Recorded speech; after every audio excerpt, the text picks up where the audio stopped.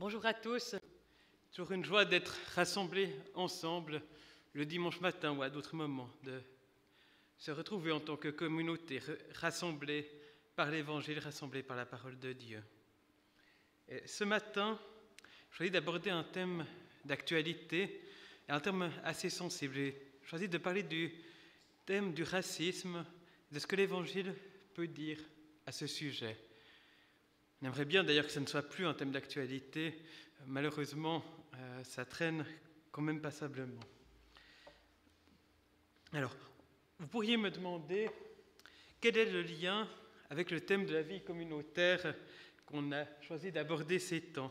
Mais je crois justement que la communauté chrétienne fait partie de la réponse de Dieu à ce problème. Et on va voir comment dans la fin de ce message.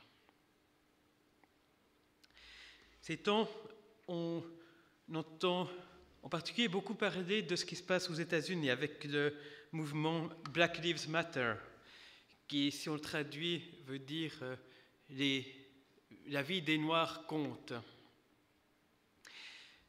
Bien sûr, quand on entend ça, certains s'empressent de dire « mais toutes les vies comptent ». Mais c'est bien sûr le sens de l'expression, c'est que les Noirs aux États-Unis ont l'impression que la vie d'un Noir a moins de valeur ne compte pas.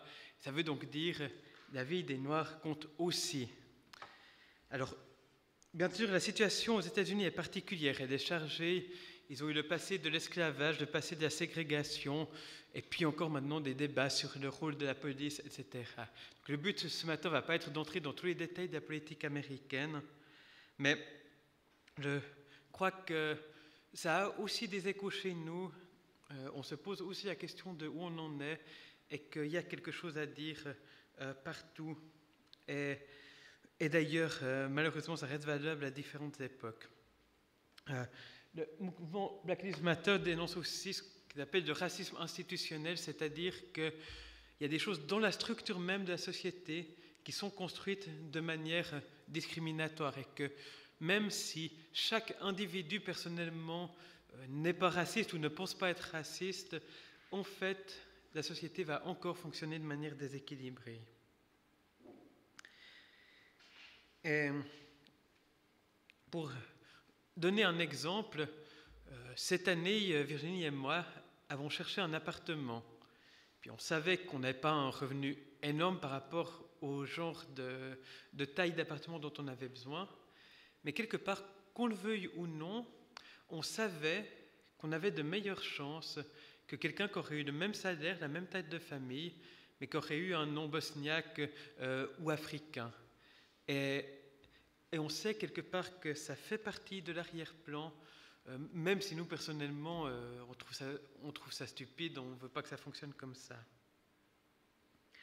Et je crois que, malheureusement, les regards des uns et des autres restent sensibles à de quel groupe on fait partie, de quelle ethnie. Et on a, je crois, tendance à entrer plus facilement en contact avec ceux qu'on reconnaît comme faisant partie du même groupe que nous qu'avec les autres. Et que c'est d'ailleurs pas forcément que des Blancs qui vont avoir cette réaction-là, mais qu'elle peut être chez plusieurs autres. Et si je réfléchis à ma mentalité de Suisse, à ce que j'ai absorbé dans la culture, dans mon éducation, je crois que sans que ça soit formulé explicitement, il y a une hiérarchie implicite qui malheureusement reste présente. Où bien sûr, on place en premier lieu les Suisses, c'est des gens qui sont comme nous, qui ont la même culture, le même niveau de vie, etc. Je pense assez facilement, on mettra en deuxième position les anglo-saxons. Ils ne parlent pas la même langue, mais en général, ceux à qui on a affaire, c'est des gens plutôt de la bonne société, etc. Ensuite, il y aura les Français qui sont essentiellement de la même culture que nous, mais quand même, c'est les frontaliers qui soit nous piquent nos jobs, soit qu'on embauche pour faire ce qu'on ne voudrait pas faire. Donc, on se sent un tout petit peu au-dessus quand même. Puis ensuite, dans un même sac, italien, espagnol, portugais. On ne sait pas exactement dans quel ordre placer les Asiatiques, ceux qui viennent des Balkans, ou d'Europe de l'Est, d'Amérique du Sud. Et puis malheureusement, les Africains sont placés au plus bas dans cette hiérarchie implicite qui traîne dans l'air. Et je dis Et je dis ça à ma honte, à notre honte. C'est pas quelque chose que je trouve bien, c'est pas quelque chose avec quoi je veux fonctionner. Et personne ne va l'énoncer explicitement, mais je crois que c'est quelque part dans l'air. Et je pense d'ailleurs que chaque culture aura tendance à avoir sa petite hiérarchie personnelle de qui est comme nous, qui n'est pas comme nous, qui est bien, qui est vu comme moins bien. D'ailleurs, en y pensant, je me dis que la version suisse, c'est peut-être aussi passablement un présupposé sur qui va avoir quel degré de richesse, de prospérité et d'éducation. C'est pas mieux pour autant, parce qu'on n'est pas non plus censé discriminer selon ça, mais la place des gens dans le classement va être réajustée si on se rend compte tout à coup qu'en fait, ils sont beaucoup plus riches que nous et ils ont 2 doctorats. Voilà. Donc, c'est pas rigide, mais il y a quand même un a priori qui traîne. D'ailleurs, le racisme proprement dit au sens le plus littéral, c'est une idée qui pense qu'il y a des races distinctes et puis qu'on peut classer les gens en fonction de ces races et quelque part que la race est plus importante que toutes les autres caractéristiques des gens. À ce degré-là, il n'y a pas tant de gens qui vont défendre un racisme explicite, mais cette tendance à caractériser, elle peut être partout.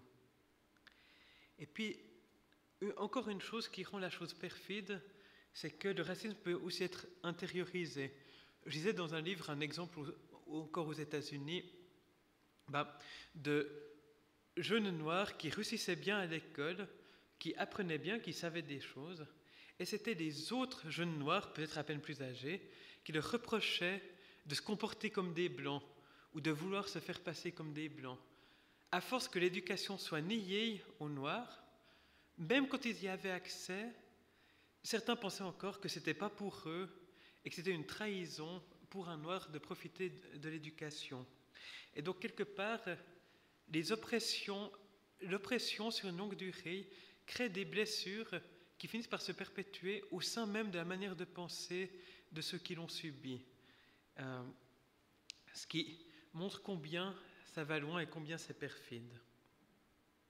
Maintenant, la question, c'est qu'est-ce que la Bible et qu'est-ce que l'Évangile peuvent dire là-dessus. Un premier point très important, essentiel, c'est que la Bible présente une seule humanité, une même origine pour tous les êtres humains. Tous sont descendants d'Adam et Ève.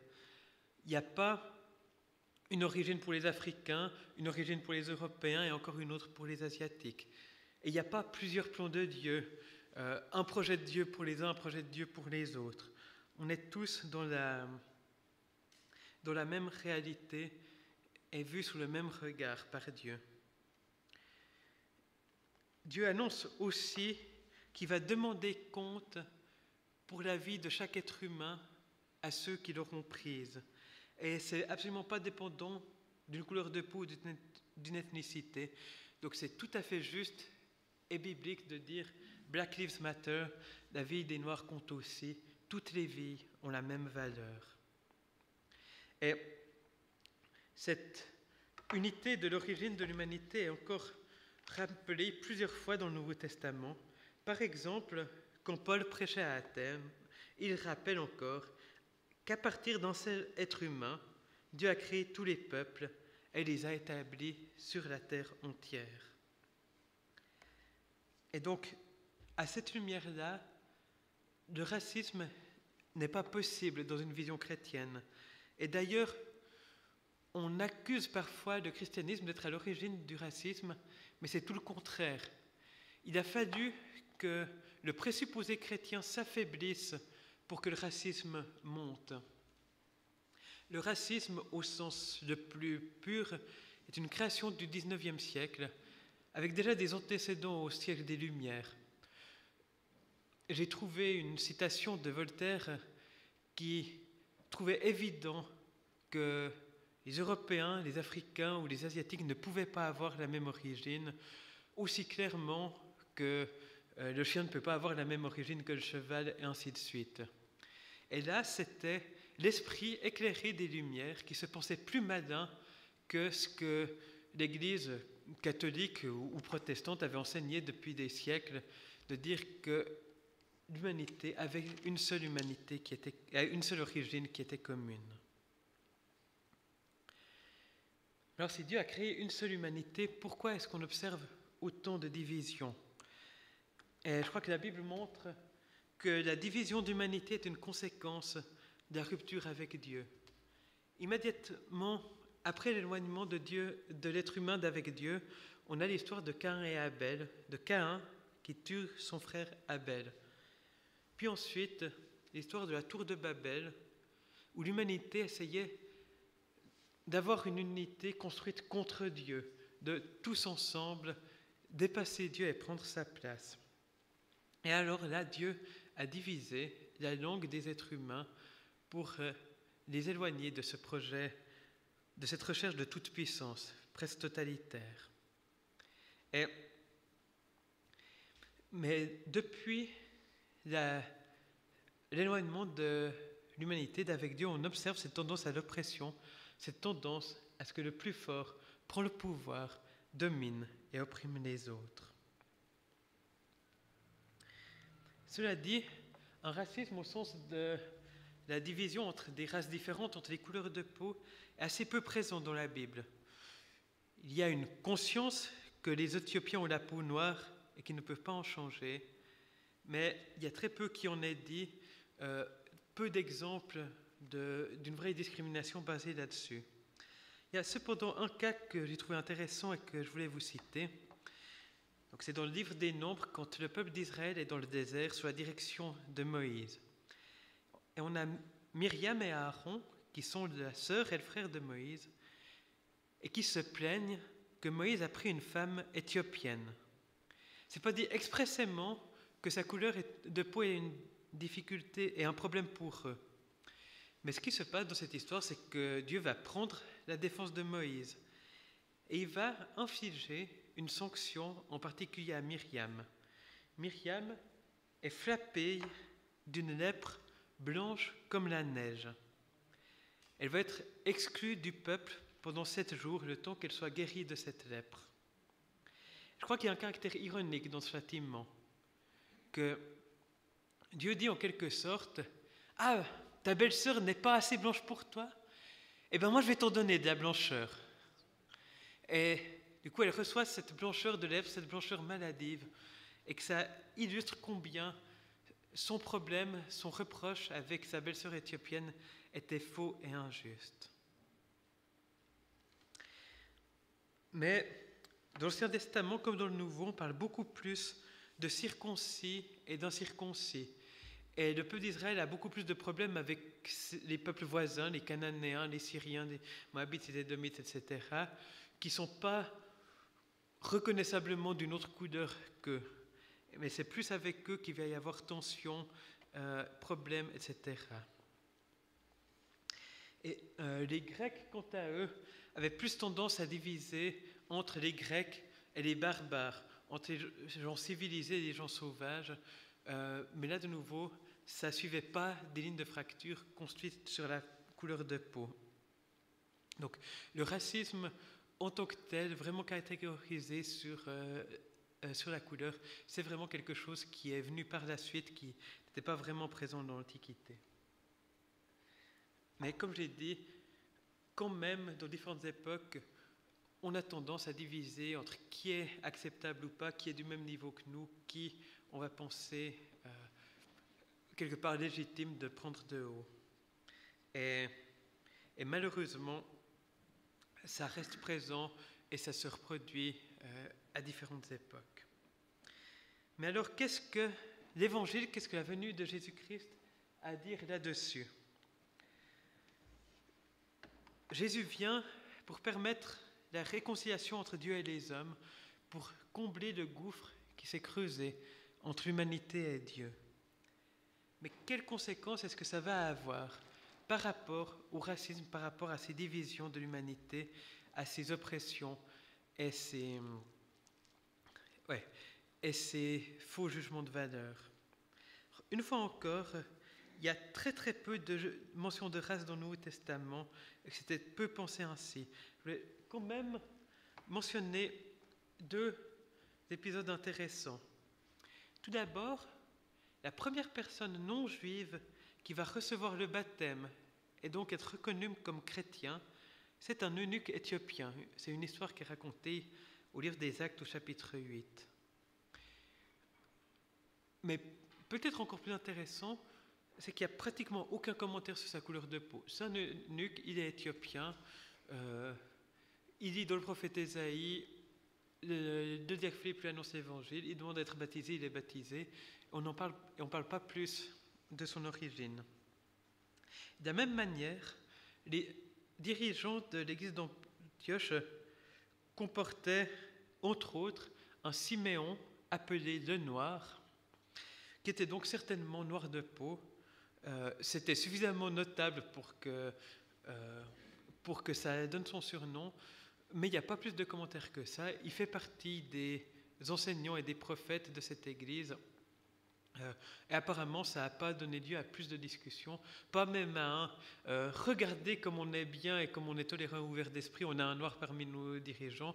Non, il en fait partie, un point c'est tout. Je crois plus important et le plus essentiel, c'est de dire qu'en Jésus-Christ, Dieu réunit une nouvelle humanité qui ne tient pas compte de toutes les lignes de division que l'être humain s'est fait. Et je lis dans l'Épître aux Galates au chapitre 3, versets 26 à 29.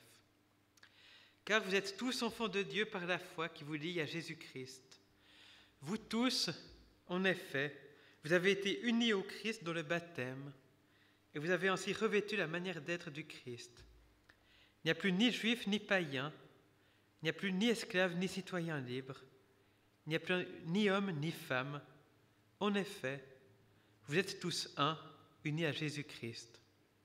Si vous appartenez au Christ, vous êtes alors les descendants d'Abraham et vous recevez l'héritage que Dieu a promis. » Et puis, lire encore une parole assez similaire dans la lettre de Paul aux Colossiens, chapitre 3, au verset 11.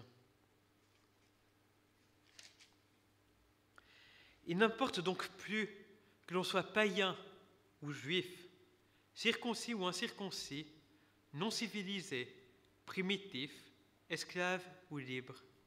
Ce qui compte, c'est le Christ qui est tout et en tous. »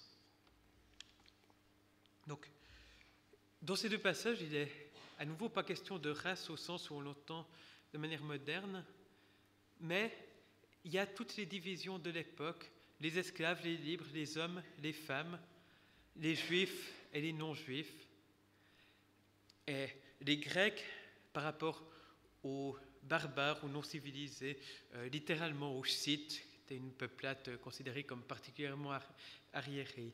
Tout cela n'a plus cours. En Jésus-Christ, il y a une seule humanité. En Jésus-Christ, tous sont enfants de Dieu. Et d'une certaine manière, on pourrait dire, notre seule race, c'est d'être chrétien. Mais bien sûr, l'Évangile est ouvert à tous, et tous peuvent rejoindre ce peuple de Dieu que Dieu rassemble en Jésus-Christ.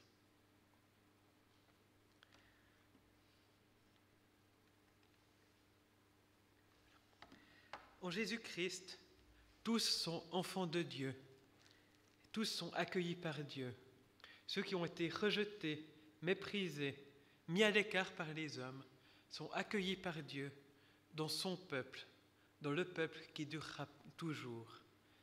Et ceux qui se sont sentis traités comme moins que rien ou comme moins que les autres, eh bien, Dieu leur fait exactement le même accueil qu'à tous. Soit dit en passant, quand l'Église a commencé, l'Église n'était pas pour les Européens et pour les petits blancs. L'Église a commencé avec des moyens orientaux et s'est initialement étendue aussi vite vers la Perse, vers l'Afrique, l'Éthiopie, que vers l'Europe, l'Asie mineure, etc. Et c'est des hasards de l'histoire qui ont donné l'impression à un moment que c'était un truc d'Européen. Et l'Évangile doit aussi transformer nos regards. Autant le regard de ceux qui pensent qu'ils ne sont pas à la hauteur et ont moins de valeur, que le regard de ceux qui pensent qu'ils sont la crème de la crème et qui sont au-dessus des autres. Devant Dieu, tout cela n'a pas de sens, n'a pas de valeur. On doit laisser transformer nos regards par l'Évangile. Et l'Église devrait montrer l'humanité telle que Dieu la veut, telle que Dieu la voulait à l'origine et telle que Dieu veut la créer et la restaurer. Dans l'Église, doit être le plus manifeste que tous ont leur place, que tous ont leur même valeur et que le racisme et toutes les autres divisions de la société n'ont pas leur place. Pas non plus d'ailleurs les divisions de richesse, de prospérité, d'éducation, etc. Devant Dieu, ce qui compte, c'est d'être à Jésus-Christ. Dans l'Église, nous avons tous été rassemblés par Dieu en Jésus-Christ. Nous devons manifester la justice, la vérité, l'égalité, l'accueil de Dieu en notre sein. Nous devons aussi être un ferment de justice, d'amour et d'accueil dans le monde qui nous entoure. À l'extérieur aussi, nous devons montrer que les divisions d'ethnie, de race n'ont pas cours et chercher à faire avancer la justice, à réparer les injustices, les torts et les oppressions du passé et du présent. En conclusion, le racisme est un vrai problème, un problème inacceptable devant Dieu, qui n'a pas son origine en aucune manière dans ce que Dieu veut pour l'humanité. Il y a une seule humanité avec une seule origine et un seul projet de Dieu, qui est le salut offert par Jésus-Christ. La division et l'oppression ont fait suite à la révolte de l'humanité contre Dieu.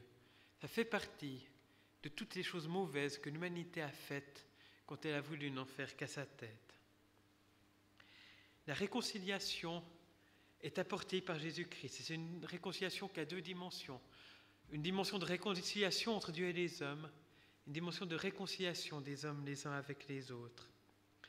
Nous devons vivre cette réconciliation au sein de la communauté et en être témoin, le manifester pour l'extérieur, être un exemple pour ceux qui nous entourent, être un ferment qui fait lever toute la pâte, qui montre que les divisions de race peuvent être dépassées et peuvent être effacées et qu'elles n'ont pas de vraie raison d'être. Alors que le Seigneur nous aide à vivre pleinement cela en notre sein et partout où il nous place. Et on va avoir maintenant un morceau musical pour méditer après cette prédication. Alors on va avoir un moment de silence pour méditer sur cette prédication. Je vous propose de le faire avec les quelques questions que j'avais aussi envoyées à l'avance. Que Dieu nous vienne en aide et nous conduise. Amen.